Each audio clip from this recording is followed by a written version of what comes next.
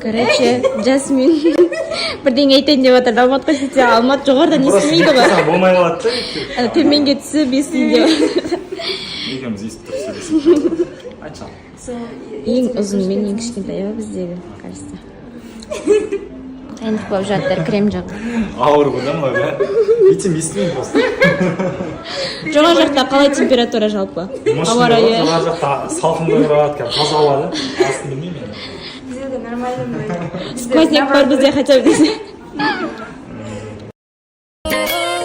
Ал, бәріңізге ассалаумағалейкум, қайырлы кеш болсын, қалайсыздар?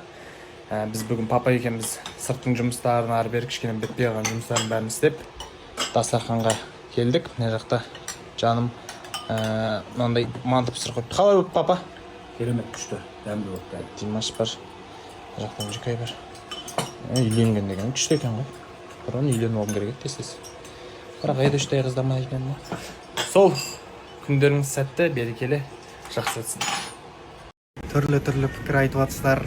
Оның барлығы дұрыс, түсінуге болатын жағдай. Не дегенмен мені кешіріңіздер, осыны дұрыс деп қабылдадым.